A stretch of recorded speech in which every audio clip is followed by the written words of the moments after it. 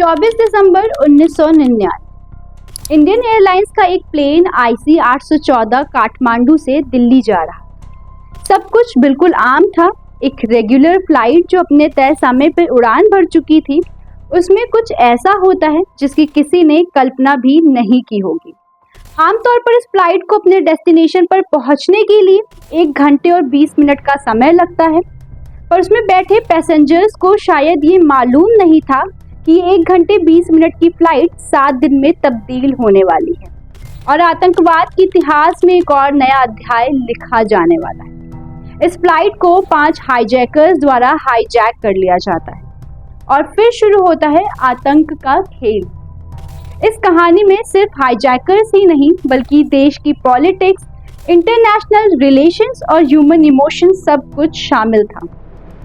और आज हम इसी कहानी को डिटेल में एक्सप्लोर करेंगे। IC 814 डिपार्चर के लिए तैयार किया जा रहा होता है। कॉकपिट में कैप्टन देवी शरण, को पायलट राजेंद्र कुमार और फ्लाइट इंजीनियर अनिल कुमार जग्या मौजूद होते हैं। इस फ्लाइट में 176 पैसेंजर्स और 15 क्रू मेंबर हैं, जिसमें से कुछ पैसेंजर्स अपनी छुट्टियां मनाकर अपने घर जा रहे हैं। अगले दिन क्रिसमस है और सिर्फ 1 हफ्ते बाद ही न्यू ईयर। ये फ्लाइट काठमांडू के त्रिभुवन एयरपोर्ट से उड़ान भरती है। अभी तक इसमें सब कुछ नॉर्मल था। कुछ ही देर में फ्लाइट इंडियन एयर स्पेस में एंटर कर जाती। Chief steward Anil Sharma pilot के लिए चाय लेकर जाते हैं और जैसे ही वो कॉकपिट से बाहर निकलते हैं, सब कुछ बदल जाता है। जैसे ही वो गैली में मुड़ते हैं, उनके सामने एक शख्स मास्क पहनकर खड़ा होता है। वो शख्स कोई और नहीं बल्कि एक हाईजैकर था। वो कुछ कर पाते हाईजैकर्स उन्हें धक्का मारकर सीधा कॉकपिट में घुस जाता है और कैप्टन देवी शरण पर गन पॉइंट करके कहता है वो प्लेन को वेस्ट की ओर ले चले, वरना वो प्लेन को बॉम्ब से उड़ा देगा। पर वो शख्स अकेला नहीं था।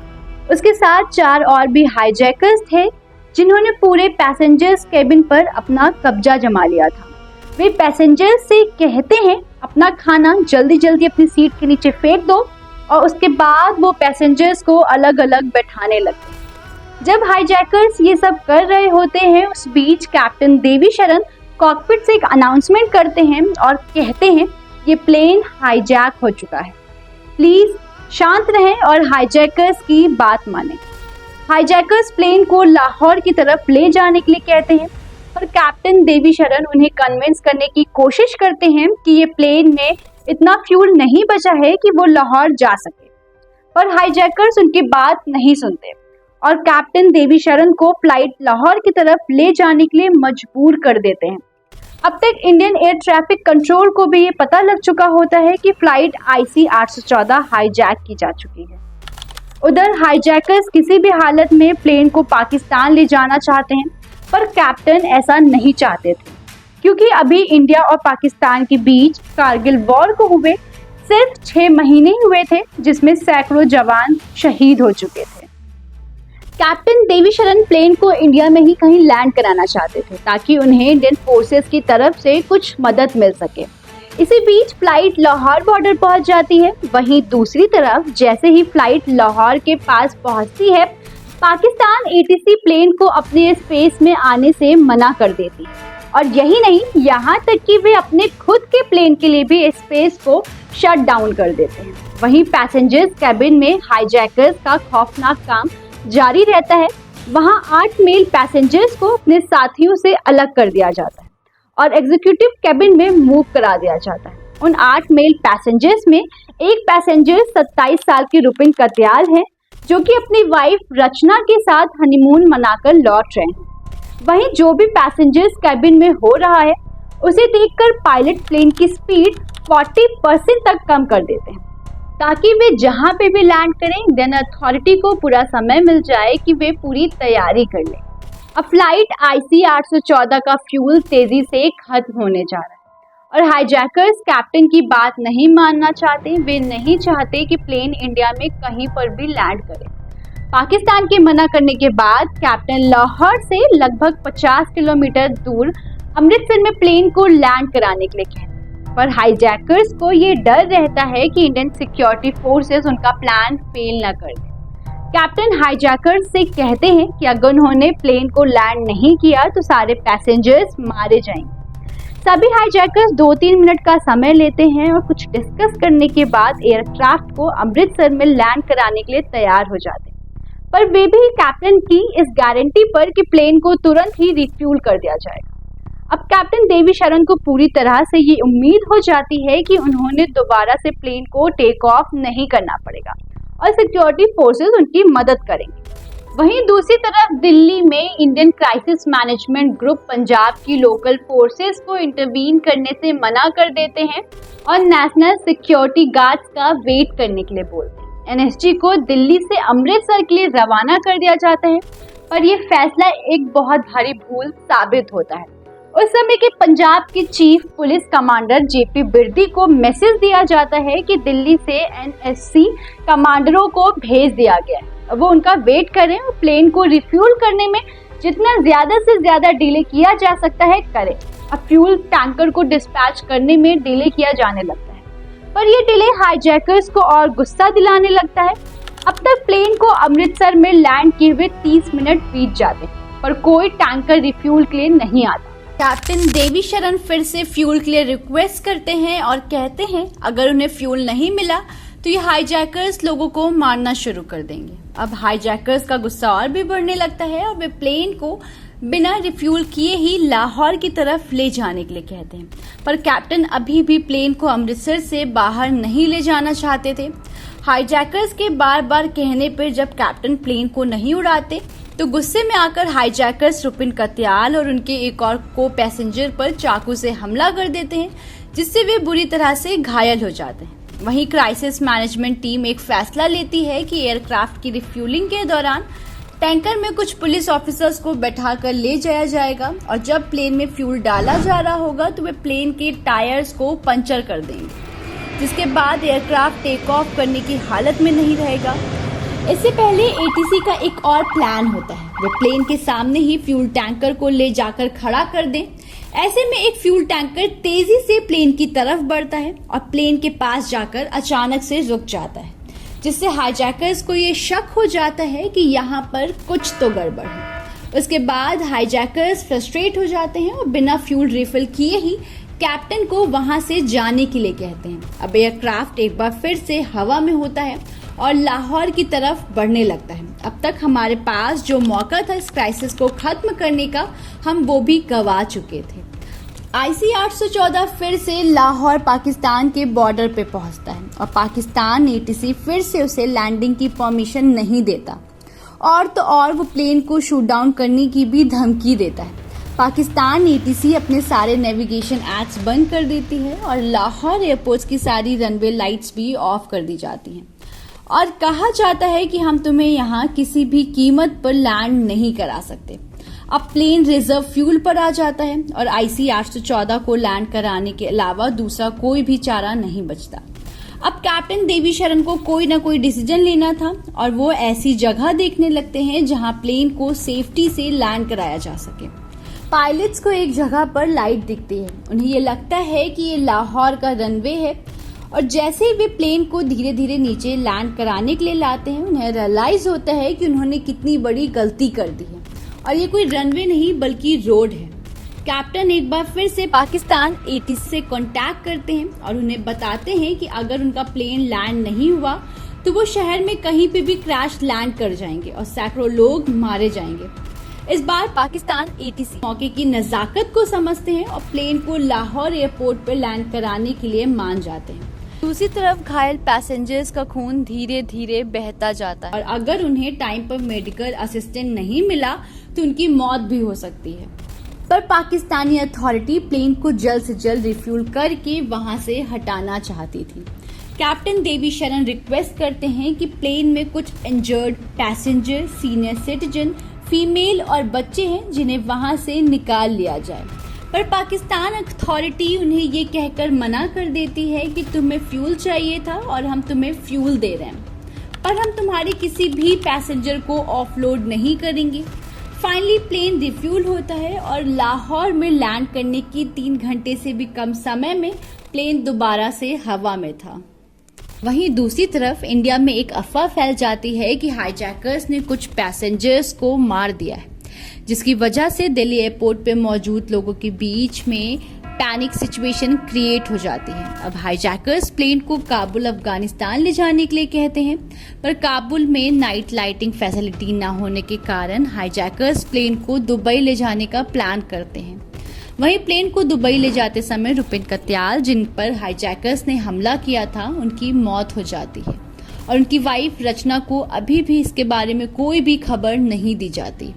अमृतसर में ऑपरेशन फेल होने के बाद अब इंडियन अथॉरिटी दुबई में एक कमांडो ऑपरेशन करना चाहते थे। इंडियन अथॉरिटी ये चाहती थी कि दुबई की सरकार वहां पे प्लेन को कुछ देर रखने दे ताकि इंडिया से कमांडोज को भेजा जा सके और इस क्राइसिस को खत्म किया जा सके, पर दुबई की अथॉरिटी इसकी परमिशन नहीं देती। हालांकि दुबई अथॉरिटी फ्यूल के एक्सचेंज में कुछ पैसेंजर्स को वहां से रिहा करने में कामयाब हो जाती है, जिसमें इंजर्ड पैसेंजर्स को भी प्लेन से उतार दिया जाता है।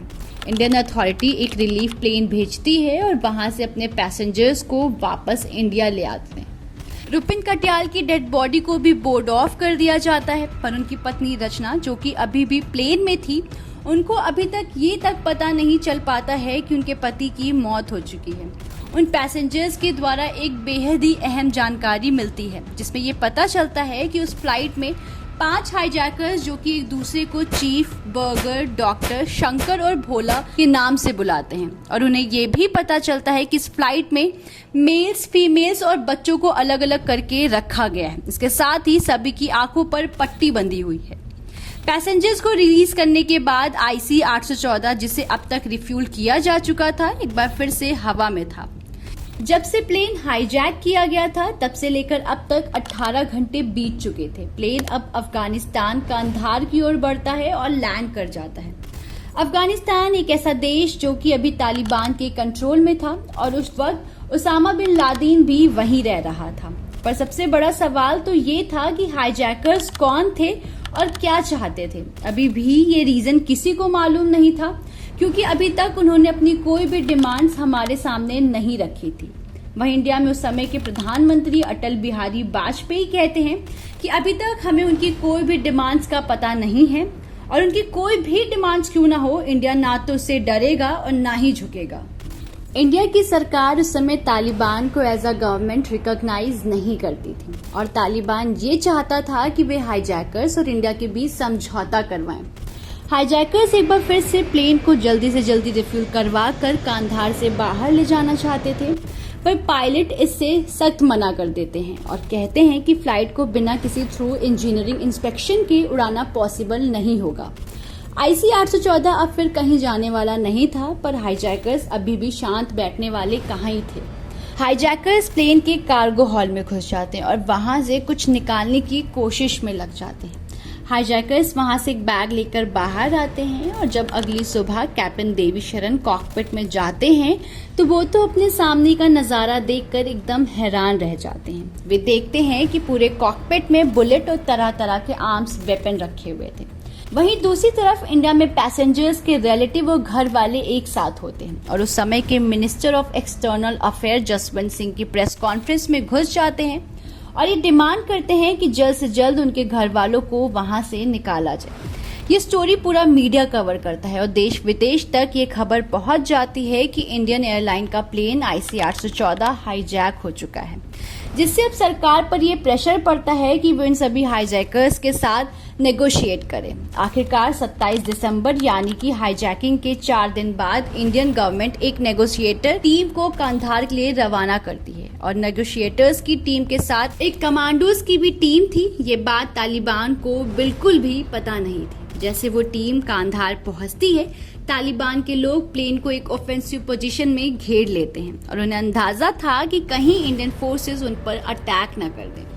अब फाइनली हाईजैकर्स अपनी डिमांड्स बताते हैं और $200 मिलियन यानी कि 1650 करोड़ रुपए और 36 कैदियों की रिहाई मांगते हैं, जिसमें सबसे ज्यादा डिमांड उनकी मौलाना मसूद अजहर को लेकर होती है, और साथ ही साथ वे अपने मरे हुए टेररिस्ट साथी सज्जाद अफगानी की डेड बॉडी की भी डिमांड करते हैं। नेगोशिएशन के दौरान ये पता चलता है कि चीफ हाईजैकर मौलाना मसूद अजहर का छोटा भाई है, इस नेगोशिएशन में 30 घंटे का समय लगता है। जैसे जैसे नेगोशिएशन आगे बढ़ती है, तालिबान इस नेगोशिएशन में इंटरवीन करता है और हाईजैकर्स से कहता है कि वो अपने पैसे और डेड बॉडी की वाली डिमांड्स को छोड़ दें।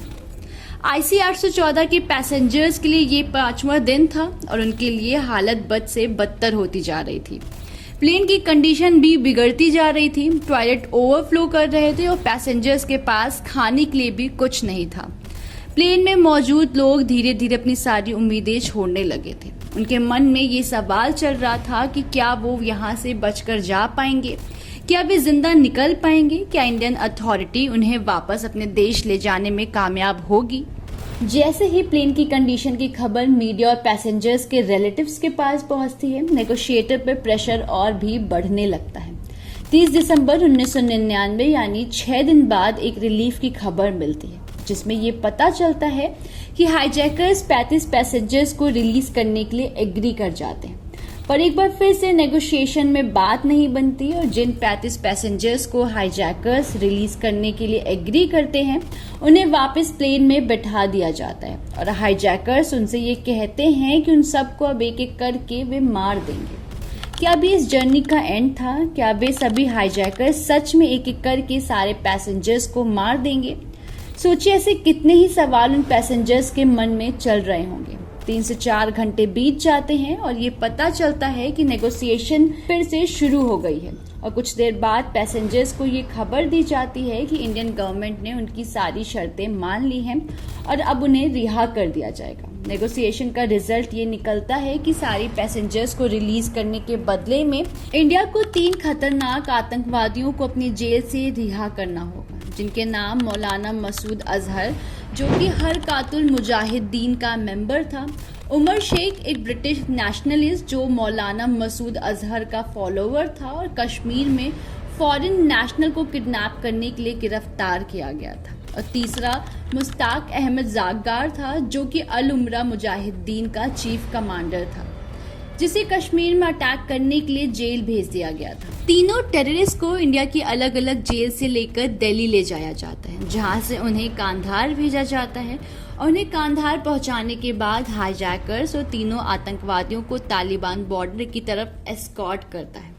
अब IC 814 के सभी पैसेंजर्स आजादी की खुशियां मनाने में लग जाते हैं।